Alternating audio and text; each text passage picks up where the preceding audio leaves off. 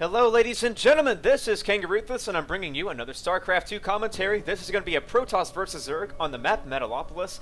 And let's go ahead and introduce our two players here. That is right, you're reading correctly. It is going to be Darkomicron in the west location as the blue Protoss, and his opponent for this game will be Team Liquid's Haypro, spawning as the red Zerg. So this is a ladder match. And just to introduce both players real briefly, Darkomicron is a High Master Protoss who is gunning his way for Grandmaster. He is of Knights Gaming and has been in a few tournaments as well, but is really just now trying to get into Grandmaster and trying to see how well he can do in the StarCraft 2 scene. He has taken a year off from studies so that he can further his skills in StarCraft 2, and this guy right here needs no introduction. If you've been watching MLG or DreamHack at all, you know exactly who this guy is. He is LiquidHaypro, and he is most known nowadays for having an impressive run-through with the MLG Providence. He actually took out players like Vile Illusion, Select, Kiwakaki, and Nesty. That is no one that you should really sneer and say, oh, that's not a big deal. It's freaking I am Nesty. He's actually the second foreign player in the world to win a series against Nesty, and the third Zerg overall in the world to win a series against Nesty. So that is pretty awesome in itself. Nesty is very well known for his ZVZs. But anyways, this is a ZVP, so let's go ahead and get rid of, well, there's not really much to get rid of here. I'm just really excited about this cast, so I'm going to try and not slip over myself here. And I'm going to try and focus a little bit more on the game now. Haypro has thrown down, I believe, a 15 or 16 pool. And it looks like this drone here wants to go ahead and take the expansion, but Darkomicron's probe is already there to be especially annoying. This drone from Haypro has been sent out to Darko's base to see exactly what he is up to. And so now this probe from Darkomicron will throw down a pylon just to block off the expansion, just be equally annoying. But after this pull finishes, you can expect a couple of Zerglings to be made to help deal with this. And meanwhile, this is a really cool thing that Zergs can do. When Protoss, decides to delay your expansion, you can delay his cybernetics core placement that does get thrown down, but it's a little bit late. So both players just trying to throw off each other's build, and Haypro is going to take the second gas of Darkomicron. Meanwhile, we do have this drone here picking away at the pylon, and we do have the other probe going to go and harass it a bit more. But Haypro's on top of his micromanagement. He does have 4 Lings coming out, as well as the Queen and 2... Okay, so 1 gas actually. The second gas is just up in Darko's base. It's just something kind of annoying because a lot of Protoss players out there like to maybe go for a 1 base build where they get 2 gases and go very fast attack.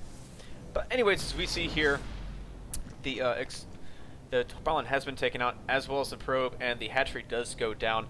Now Darko's actually making a bit of a mistake here. He was getting hallucinate research, but now he's going back into warp gate research, making another pylon because he will be briefly supply locked once this zealot does come out.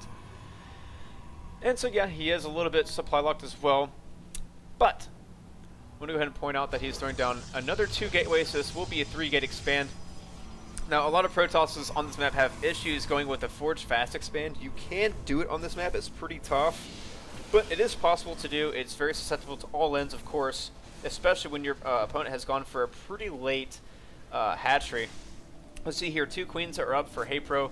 He has just mined enough gas to get that metabolic boost, and he's pulled his drones off of gas, and this queen will go ahead and move her way down here to start injecting larvae whenever she can. Meanwhile, Zerglings are just running around the map, just seeing exactly what Darko's up to, but I think Darko's going to be very defensive here because he's just thrown down his Nexus.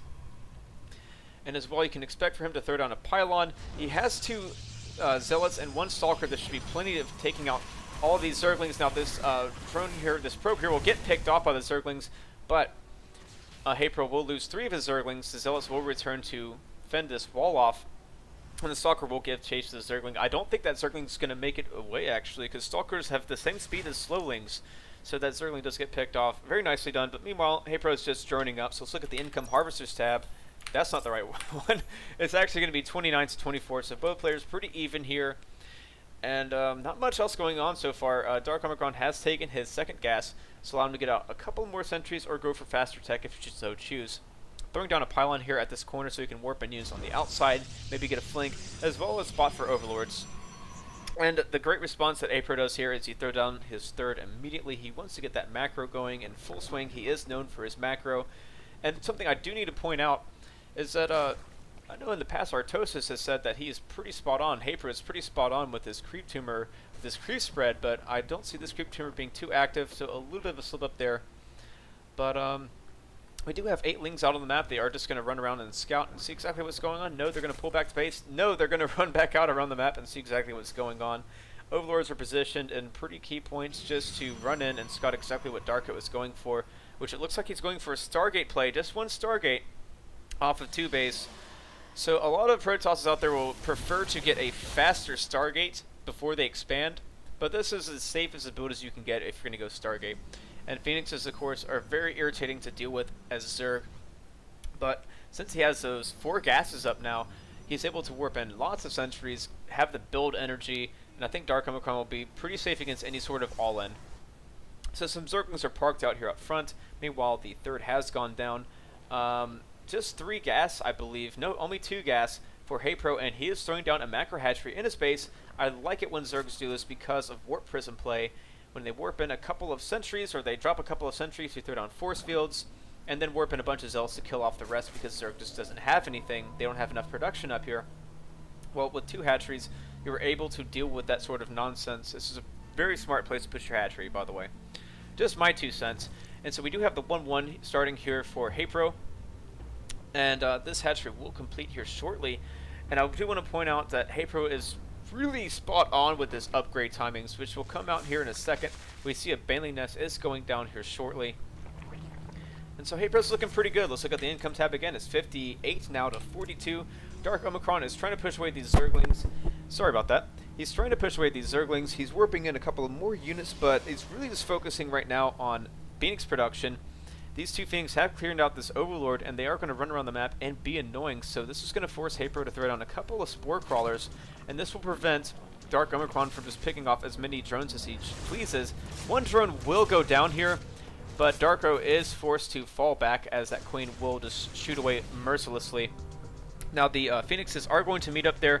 They had an opportunity right there to pick off an Overlord, but they are instead just going to look at the movements of the Zerglings across the map. 24 are going to be out on the way. This poor Overlord here will get picked off. So the +1 armor is about to complete here for Haypro. The layer is about a quarter of the way done. And as we see here, another Spore Crawler going down out front, and as well as another Spore Crawler going down here to protect the 3rd, and as well as, I believe, the 5th and 6th gas. So yes, we are on 6 gases now. These Phoenixes just flying around and scouting. And meanwhile, we have a Ling run by being attempted here, but all the units are still in the base. I think this gateway is going to go down. It does go down. It was not canceled in time, so nice pickup there from Haypro. And the Lings will not be able to do very much here. This weekend, a couple more of these probes. And so the wall-off will commence. And I really like this play from Darkomicron. It's not going to allow for a lot of Ling run-bys. He's pretty well defended with this pylon placement and this building placement. So he can move his army out front to take his 3rd and leave a Zealot here just to block off and prevent counterattacks. So far, pretty good job on the Nexus energy. We do have a Robotics Bay going down, but we do have our first Colossus out on the map. Meanwhile, these Phoenixes are just running around, scouting whatever they can. This Observer is scouting out front to make sure that no big push is coming. And this is what I was talking about with upgrade timings. Notice the timing on this. He was able to get out a Spire, Centrifugal Hooks, 2-2, as well as Pneumatized Carapace. So that worked out pretty well for Haypro. And he's just kind of sitting here on 3 base at this point. This Overlord might go down. If it does, it might supply lock Haypro. It does, just barely. And this second Overlord is going to go down. Oh no, this is pretty big actually. It's going to slow down a lot of production. So Protosses, when you make about 4 Phoenixes, you can do a lot more with them than just try to pick off drones. You can actually supply lock your opponents. And these Zerglings are not going to be as effective as they like. They will force the not the cancel of the Nexus, but the delay of the Nexus. And really right here, this is pretty smart from Haypro. He's baiting out the units so this nice counterattack can come. But as we see here, some pretty good force fields coming out from Darkomicron. He is finishing off that wall, and here comes the first Colossus to push out the rest of the Zerglings and help with that DPS. Not being as effective, but the force fields are really what's saving Darkomicron here, just really making it tough for Haypro to get any damage done. So let's look at the units lost tab, and that's nearly at 3,000 now for Haypro, so not exactly what he wanted. And because of this Stargate tech, and because it's Colossi production, Haypro's going to have to opt for Corruptors. Now we could go for Mutalis as well, but Corruptors is a safer route. Both players just being as safe as possible. Now we do notice that Darkomicron's minerals are getting a bit high, and I want to point that out because a little bit later, Darko will make a decision that I think is pretty elemental in how the rest of this game turns out. So we do have 17 Banelings on the way here for Haypro, and a couple of Corruptors. Look at the unit count. It's 8 Corruptors, 11 Banelings, and 67 Zerglings. And meanwhile, just more Zerglings in production. We have some pretty good creep spread going on here. Haypro's pretty much covered, but he needs to get that creep spread going to cover his 4th base in case Protoss decides to push out. But here's what I'm talking about with the minerals. The minerals were so high for Darkomicron that he's spamming cannons. Now, in my opinion, this might be a bit too much. And Darko and I had a discussion on whether, you know, this really merited this many... his surplus of minerals really merited this many cannons, and arguably it doesn't. But let's look at this here. A lot of Banelings and Zerglings coming in, as well as these Corruptors. They are going to start to contaminate these, not contaminate, but focus fire these Colossi. And meanwhile, really nice force fields here from Darkomicron. These Zerglings and Banelings are just going to get slaughtered by the rest of these Colossi, which will finally get taken down. But a nice warping of Zealots will help fend off the rest of the push. So the push has been thwarted, and that was meant to deny the 3rd base, and it failed ultimately. Now, generally with Phoenixes, you don't want to engage the Corruptors, but this is a pretty low Corruptor count, and Phoenixes are pretty darn fast. So these Phoenixes will run away and give time for these Stalkers to come out and clean up the rest. 50 more Zerglings are on the way for Haypro, who is yet really to get this base saturated. But let's look at the income tab. It is 69 Harvesters to 61, so both players about where they want to be, really. Darko is going to opt for 3 more Harvesters, and I think after that it's just going to be time to make lots of units. Now, here's a problem a lot of Protosses and higher leagues have, I guess in all leagues. When you get on 3 base, your Nexus energy tends to pull up, so it really helps to build a couple more pylons and just pump out a couple of more units just to stay a step ahead of your opponent. But Darkomicron is going to use this time now to throw down 3 more gateways and another robotics facility, so he is going for, I would assume, to be Mass Stalker Colossus. And these Phoenixes here, they could be running around the map right now just trying to scout for Overlords or Zerglings at watchtowers. So meanwhile, I guess there was some sort of... Okay, so meanwhile, the Queen did transfuse this Corruptor. These guys do cost a bit of gas. As you can see here, to make a Corruptor, well, I can't really see. I believe it's 100 gas. About the same as a Mutalisk. And Haypro's moving his forces around right now. It looks like he wants to go in for another attack. He's throwing down another Spore at this base, and as well as the Spine. And I think he's going to move in with this initial army here, try to pull out the Protoss forces. So you can see here the Protoss forces are starting to reposition.